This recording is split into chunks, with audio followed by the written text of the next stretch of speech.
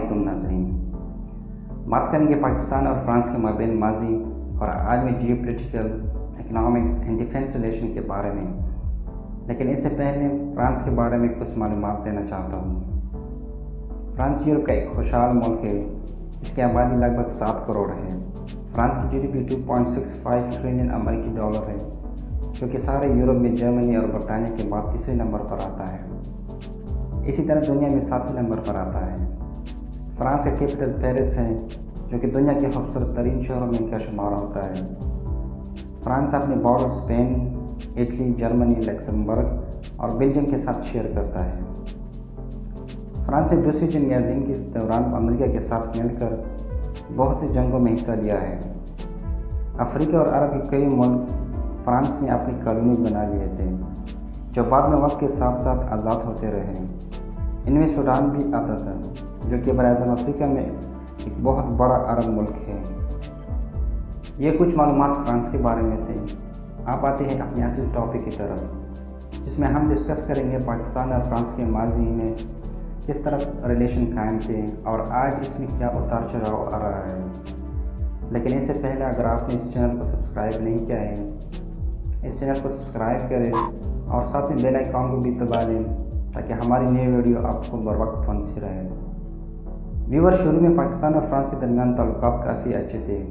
France دنیا میں پہلا مسلم ملک تھا جس نے پاکستان کو تسلیم کیا تھا۔ پہلا مسلمان ملک کون تھا جنہوں نے پاکستان کو شروع میں ہی تسلیم کیا تھا؟ نیچے کمنٹ میں تحریر کریں۔ فرانس نے جولائی 1951 میں پاکستان میں پہلی بار اپنا سفارتخانہ کھولا تھا، جس میں پہلا ایمبیسڈر پولی نامی شخص تھا۔ جواب میں پاکستان نے بھی اسی مہینے پیرس میں اپنا سفارتخانہ کھول دیا۔ حبیب ابراہیم پاکستان کی طرف سے پہلا سفیر بنا لیا گیا تھا۔ اس کے بعد دونوں ملکوں کے درمیان تعلقات کافی وسیع ہوتے چلے گئے، جو کہ بعد میں تجارتی اور دفاعی تعلقات میں بدل گئے۔ پاکستان اور فرانس کے درمیان پہلا تجارتی معاہدہ 1960 میں سائن ہوا تھا، جس کی بدولت دونوں ملکوں کے درمیان باقاعدہ لیگل طریقے سے تجارت شروع ہو گئی، جو بعد میں ایکسپورٹ امپورٹ میں آسانی کے لیے اکتوبر 1966 میں ایک دوسرا معاہدہ سائن ہو گیا۔ لیکن پھر بھی دونوں ملکوں کے درمیان تجارت سست روی کا شکار ہے۔ اگر 2017 کی تجارتی ڈیٹا پر نظر ڈالا جائے تو پاکستان اور فرانس کے درمیان $1.4 بلین کا تجارت ہوا تھا، جس میں پاکستان نے فرانس کو ٹیکسٹائل مصنوعات ایکسپورٹ کیے تھے۔ اسی طرح فرانس نے پاکستان کو وہیکل اسپیئر پارٹ ایکسپورٹ کیے تھے۔ دونوں ملکوں کے درمیان تجارتی حجم میں سالانہ 4% اضافہ ہو رہا ہے۔ سوویت یونین اور امریکہ کے درمیان جب کولڈ وار عروج پر تھا تو پاکستان امریکی طرف فرانس کے لیے ایک اہم اور پرکشش ملک تھا۔ ناظرین، کولڈ وار کافی لمبے عرصے تک جاری رہی، جس کی وجہ سے پاکستان کی اہمیت امریکہ اور اس کے اتحادیوں کے لیے اور بڑھ گئی، جس سے بعد میں پاکستان کو بھی کافی فائدہ ہوا، کیونکہ پاکستان کی دفاعی ساز و سامان پرانے ہو چکی تھی اور جو بہت کچھ نیا بھی تھا وہ بھی 1965 کی پاک بہار جنگ میں استعمال ہوئے۔ اس وقت پاکستان کو اپنی ایئر فورس کے لیے نئے ایڈوانس فائٹر ہتھیاروں کی ضرورت تھی، جس کو پورا کرنے کے لیے فرانس میدان میں آ گیا اور پاکستان کے ساتھ ایک دفاعی معاہدہ 1967 میں سائن کیا گیا، جس کی وجہ سے پاکستان کو معراج فائٹر جیٹ مل گئے جو سارے فرسٹ بیچ کے تھے، جس سے پاکستانی ایئر فورس میں کافی جدت آ گئی۔ بعد میں 1990 میں پاکستان کو سیکنڈ بیچ معراج فائٹر جیٹ مل گئے۔ جو بھی تکنیکی خرابی ان معراج طیاروں میں آتی تھی، فرانس وقت کے ساتھ ساتھ پاکستان کے ساتھ مل کر ان کو دور کرنے کی کوشش کرتے تھے۔ لیکن اچھی بات یہ ہے کہ پاکستان اب اس فیلڈ میں مکمل مہارت حاصل کر چکا ہے اور جو بھی خرابی فائٹر جیٹ میں آتی ہے، پاکستان اس کو خود ہی اپنے ملک میں تیار کرنے کی اور اس کو فکس کرنے کی مکمل صلاحیت رکھتا ہے۔ فرانس ان ملکوں میں شامل ہے جنہوں نے ایڈوانس سب مرین بنائے تھے۔ پاکستان ساؤتھ ایشیا میں انڈیا کے ساتھ پاور بیلنس کرنے کے لیے ان سب مرین کی کافی ضرورت تھی۔ یہی وجہ ہے کہ پاکستان ان سب مرین کو حاصل کرنے کے لیے فرانس کے سامنے ڈیل پیش کی۔ فرانس کی رضامندی کے بعد جدید جیٹلی سب مرینز پاکستان کو ملنا شروع ہو گئے، جیسے پاکستان کی سمندری سرحدوں پر کنٹرول کافی مضبوط ہو گیا۔ فرانس اپنی نیوی میں ان سب مرینز کو 1964 میں انجیکٹ کر چکا تھا، جس کے ذریعے وہ پورے میڈیٹرینین سی پر نظر رکھنے میں کامیاب ہو گیا تھا۔ یہ سب مرینز فرانس اور پاکستان کے علاوہ پرتگال، ساؤتھ افریقہ اور اسپینش نیوی بھی استعمال کرتا ہے۔ ان سب مرین کی سپیڈ 28 کلومیٹر پر گھنٹہ ہے، جو کہ 30 دن تک پانی کے اندر دشمن پر نظر رکھتے ہوئے رہ سکتے ہیں۔ ان سب مرین کو پانی میں ڈھونڈنا کافی مشکل کام ہے، لیکن کہتے ہیں وقت کے ساتھ ساتھ چیزیں پرانی ہو جاتی ہیں۔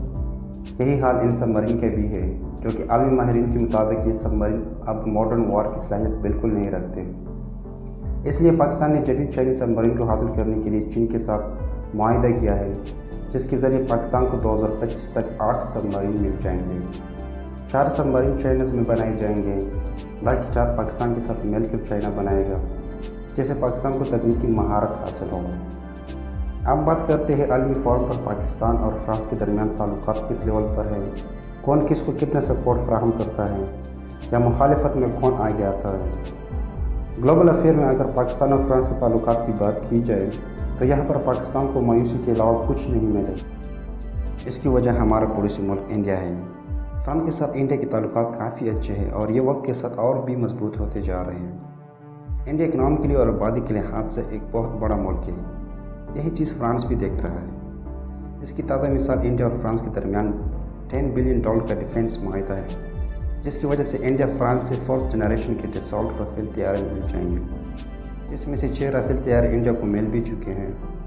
اس کے علاوہ اگر فرانس اور انڈیا کے درمیان تجارت کی بات کی جائے تو 2018 میں دونوں ملک کے درمیان $12 بلین کا ٹریڈ ہوا تھا، جس میں انڈیا کے ایکسپورٹ $6.2 بلین تھے اور فرانس کے ایکسپورٹ $5.65 بلین تھے، جو کہ پاکستان اور فرانس کے درمیان ہونے والی تجارت سے 8 گنا زیادہ ہے۔ یہی وجہ ہے کہ فرانس ہمیشہ پاکستان پر انڈیا کو فوقیت دیتا ہے۔ ناظرین، عالمی معاملات میں کوئی بھی ایشو ہو تو فرانس مکمل طور پر انڈیا کے ساتھ کھڑا رہتا ہے۔ کشمیر کے معاملے پر بھی آنکھیں بند کر کے انڈیا کا ساتھ دیتا ہے، کیونکہ فرانس وہ یورپی ملک ہے جو دنیا میں سب سے زیادہ ہیومن رائٹس اور فریڈم آف سپیچ پر بولتا رہتا ہے۔ بہت سے ڈیولپر ملکوں کو ان وجوہات پر کرٹیسائز کرتا ہے، لیکن جب بات کشمیر پر آتی ہے تو ہر فورم پر فرانس یا تو اپنے آپ کو سائڈ پر کر دیتا ہے یا مکمل طور پر انڈیا کی حمایت میں سامنے آتا ہے، کیونکہ یہاں پر ان کو اپنا فائدہ نظر آتا ہے۔ اس کے علاوہ 1999 میں فرانس نے پاکستان کو بہت مایوس کیا تھا، جب وہ پاکستان کے خلاف بول پڑا۔ پاکستانی فوج کے ہر اس کامیابی کو کلم تنقید کا نشانہ بنا تھا، جس سے انڈین آرمی کو فائدہ ہوتا۔ یہاں پر نہ کوئی رانگ یا رائٹس کو دیکھتا ہے، سب کو اپنے ملک کی انٹرسٹ اور فائدہ نظر آتا ہے۔ ناظرین، اس کی تازہ مثال پاکستان نے فیٹر کے اجلاسوں میں دیکھا۔ فیٹر کا دفتر فرانس کے کیپٹل پیرس میں ہے۔ پاکستان پہلے سے فیٹر کی گرے لسٹ میں نہیں تھا۔ یہ سب انڈیا اور فرانس کی ملی بھگت تھی جو پاکستان کو وائٹ لسٹ سے نکال کے نیچے گرے لسٹ میں ڈال دیا۔ انڈیا تو اور بھی آگے جانا چاہتی تھی اس معاملے میں، لیکن چین، ترکی اور ملیشیا نے پاکستان کو گرے لسٹ سے ڈارک لسٹ میں جانے سے بچایا۔ اس میں کوئی شک نہیں کہ اس میں کچھ غلطیاں ہماری بھی ہیں، کیونکہ بہت سے ایسے ضروری قانون بنانے تھے جن کو پاکستان نے نہیں بنائے، اور یہ معلوم ہی نہیں ہو رہا تھا ملک میں کہ پیسے کہاں سے آ رہے ہیں اور کہاں جا رہے ہیں۔ لیکن پھر بھی یہاں سارا کریڈٹ چین اور ترکی کو جاتا ہے، جنہوں نے پاکستان کو ڈارک لسٹ سے بچا لیا۔ اب کچھ بات کرتے ہیں فرانس اور پاکستان کے درمیان موجودہ تعلقات کے بارے میں، جو نہایت عجیب موڑ پر آ چکے ہیں۔ لیکن یہ صرف پاکستان کے ساتھ خراب نہیں ہوئے، بلکہ دنیا میں سارے مسلم کنٹری کے ساتھ فرانس کے تعلقات کافی خراب ہو چکے ہیں۔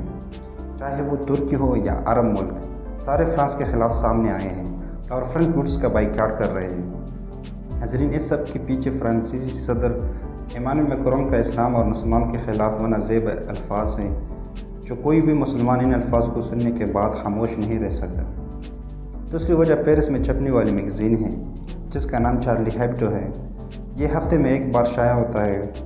یہ وہی میگزین ہے جس میں ہمارے پیغمبر محمد صلی اللہ علیہ وسلم کی شان میں گستاخی کی گئی ہے، لیکن افسوس اس بات کی ہے کہ یہ گستاخی پہلی بار نہیں کی گئی، اس سے پہلے بھی کئی بار گستاخی کر چکے ہیں، جس سے پوری دنیا کے مسلمانوں کی دل آزاری ہوئی ہے، کیونکہ مسلمان اپنے مذہب اور پیغمبر کی شان میں گستاخی بالکل قبول نہیں کر سکتے۔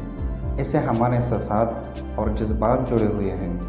یہی وجہ ہے کہ آج مسلمان پوری دنیا میں فرانس کے خلاف سخت احتجاج کر رہے ہیں۔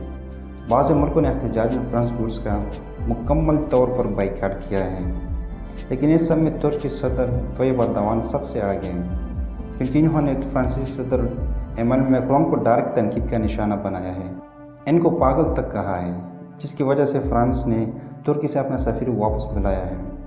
पाकिस्तान के वज़ीर-ए-आज़म इमरान खान भी इस सब में पीछे नहीं है।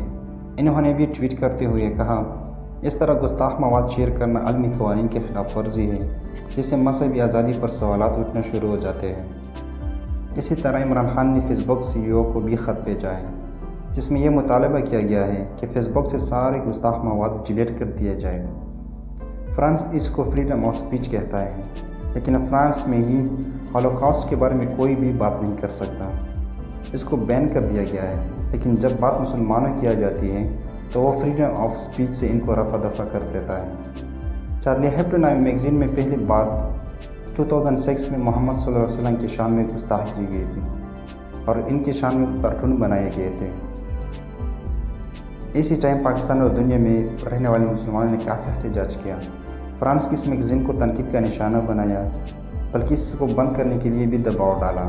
लेकिन 2012 में फिर इसी किस्म के कार्टून शाया किए गए। बाद में 2015 में 2 शख्स चार्ली हेब्डो के दफ्तर में घुस गए और इन्होंने 12 लोगों को मार डाला, जिन्होंने गुस्ताख मवाद शेयर किए गए थे। दोस्तों, अगर आपको ये वीडियो अच्छी लगी हो तो मेरे चैनल को सब्सक्राइब करना मत भूलिएगा। मिलेंगे एक और वीडियो में।